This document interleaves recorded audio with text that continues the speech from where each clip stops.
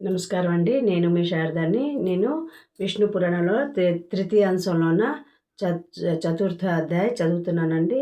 मैं शारदा मैं विष्णु पुराण का तृतीय अंश का चौथा अध्याय पढ़ने जा रही हूँ।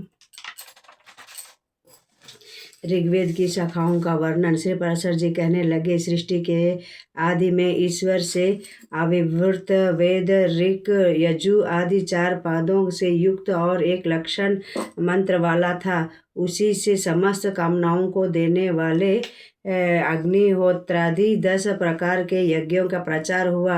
तदंतर 28वें द्वापर युग में कृष्ण द्वैपायन इस चतुष्पादयुक्त एक ही वेद के 4 भाग किए। परम मेधावी वेद व्यास ने जैसे उनका विभाग किया वैसे मैंने तथा अन्याय वेद व्यासों से भी किया है। हे द्विज श्रेष्ठ, समस्त चतुर्युगों में भगवान कृष्ण द्वैपायन को तुम साक्षात नारायण ही समझो, क्योंकि संसार में नारायण के अतिरिक्त और किसमें महाभारत रचने की सामर्थ्य हो सकती है। हे मैत्रेय जी, द्वापर युग में मेरे महात्मा पुत्र कृष्ण द्वैपायन ने जिस प्रकार वेदों को विभक्त किया था वह यथावत सुनो। जब ब्रह्मा जी की प्रेरणा से व्यास जी ने वेदों का विभाग करने का उपक्रम किया तो उन्होंने वेदों का अंत तक अध्ययन करने में समर्थ 4 ऋषियों को शिष्य बनाया।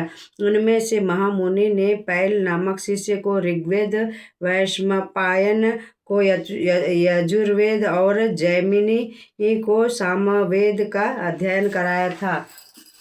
उन्होंने अपने सुमंत नामक शिष्य को अथर्ववेद में पारंगत किया। इसके अतिरिक्त सूत जातीय महाबुद्धिमान रोमहर्षण को महामुनि व्यास ने अपने इतिहास और पुराणों के विद्यार्थी रूप में ग्रहण किया।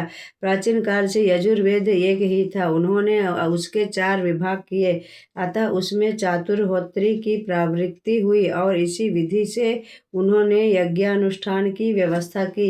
यजुर्वेद से अर्धवायु, ऋग्वेद से होता कि सामवेद से उद्गाता की और अथर्ववेद से ब्रह्मा के कर्म की स्थापना वेद व्यास ने की।